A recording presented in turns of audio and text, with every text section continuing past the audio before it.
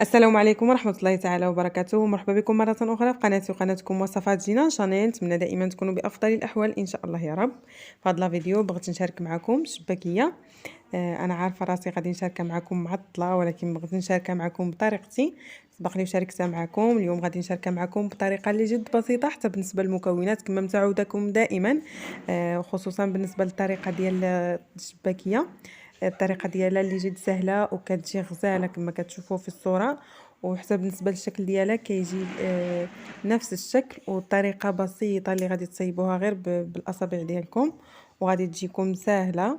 وان شاء الله نتمنى انكم تبقوا معي حتى نهايه الفيديو باش تشوفوا الطريقه. ونمشيو نبداو على بركه الله. نبداو على بركه الله. من بعد ما وجدت المكونات اللي غادي نبدا نضيف. هنايا عندي كاس ديال اللوز اللي ما محمرش طحنته، وزلافه ديال الجنجلان من بعد ما حمرتها. اكيد بغيتوا انكم تكتفوا غير باللوز او الجنجلان اللي متوفر عندكم في الدار. عندي حبه حلاوه والنافع، من بعد ما طحنتهم محمرين طحنتهم مزيان وغربلتهم. ضفت 2 معالق كبار، وغادي نضيف ملعقه كبيره ديال القرفه من بعد ما غربلتها، وغادي نضيف 2 كيسان كبار ديال الزيت بلديه،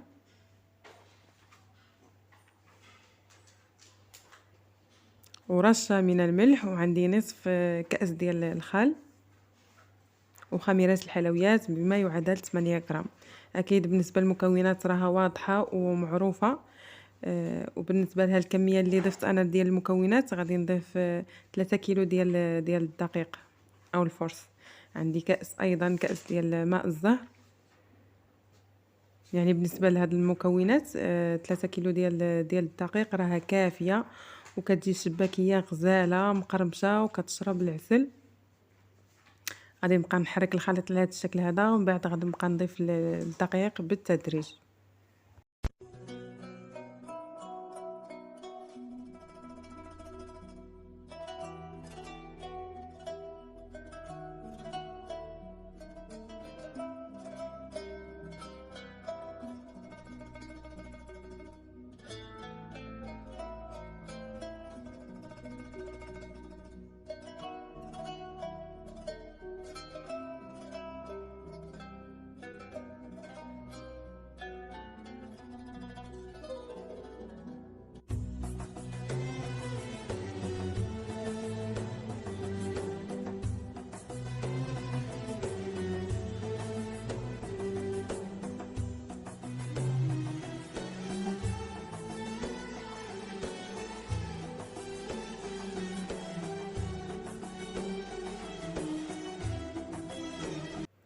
غادي نبقى نعجن العجين بهذا الشكل هذا حتى نضيف الكميه ديال الدقيق اللي غربلتها.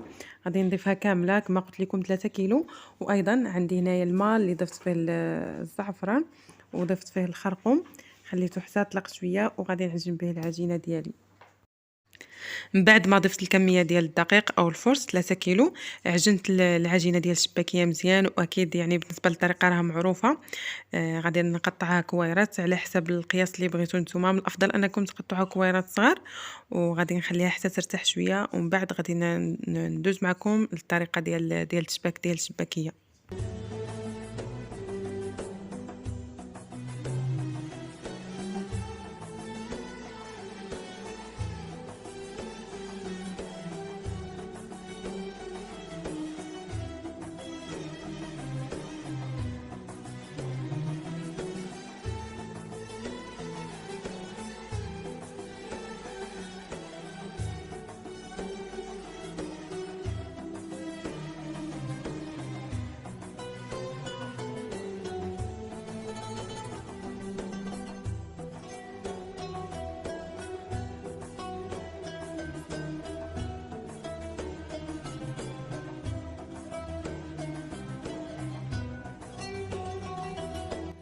من بعد ما خليت العجينه حتى ارتاحت ليا مزيان صافي، غادي نطلقها في الماكينه ديال الشباكيه.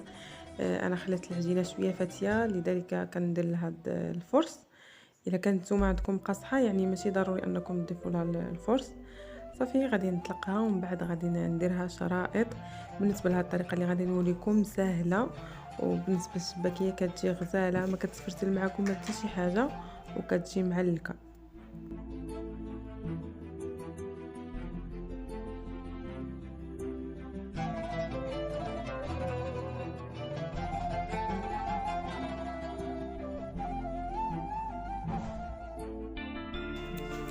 بعد ما طلقت العجينه غادي نقطعها شرائط طوال. بعد ما قطعتها غادي نضيفها على الاصبع ديالي بهذه الطريقه هذه كما واضح امامكم في الصوره، ونتمنى انكم تكون طريقه مفهومه. غادي نلوها بهذه الطريقه هذه على الاصابع ديالي، وانتم كتلووا على الاصبع الاول والثاني وانتم كترخفوا الاصابع ديالكم باش تجيكم يعني بالنسبه للشباكيه غادي تجيكم كبيره، وحسب بالنسبه للشباك ديالها كتجي الطريقه زوينه. صافي غادي نستمر على الطريقه هذه. يعني بالنسبه للشريط انا تسالى ليا هنايا غادي نحبس، ويعني نسالي لكم في الاصبع الثاني او الثالث، يعني ماشي ضروري انكم تقطعوا. غادي نضيفوا على سطح العمل كما كتشوفوا. وخديت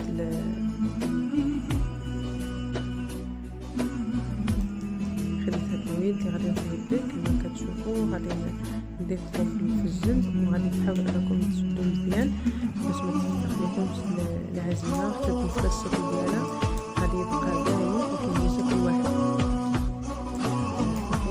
كتشوفوا الطريقه جد سهله وكتجي غزاله، حتى بالنسبه ملي كديروها في الزيت ما كتحسوا معكم ما شي حاجه وكتجي معلقه. انا غادي نستمر بنفس الطريقه، ونتمنى ان الطريقه تكون مفهومه وواضحه في الصوره.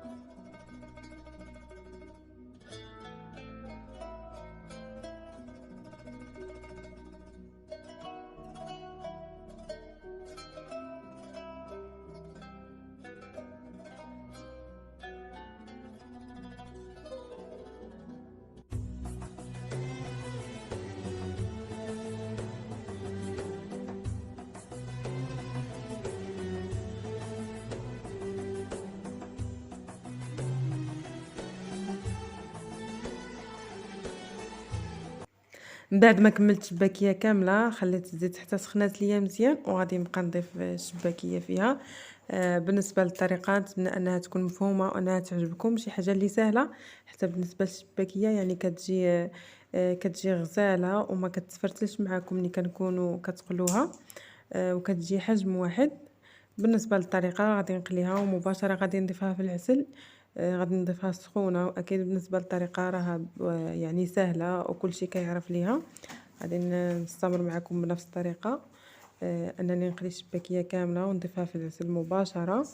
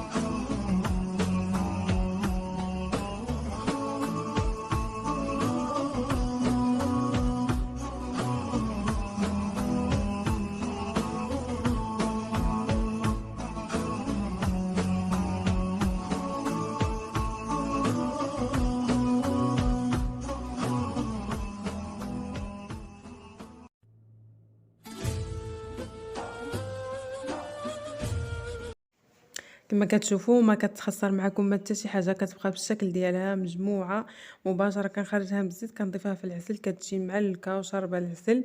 ان شاء الله نتمنى انكم تجربوا الطريقه اللي جد بسيطه وكتجي غزاله. بعد ما ساليت الكميه ديال الشباكيه ضفتها بهذا الشكل هذا، زينتها بشويه ديال الزنجلان.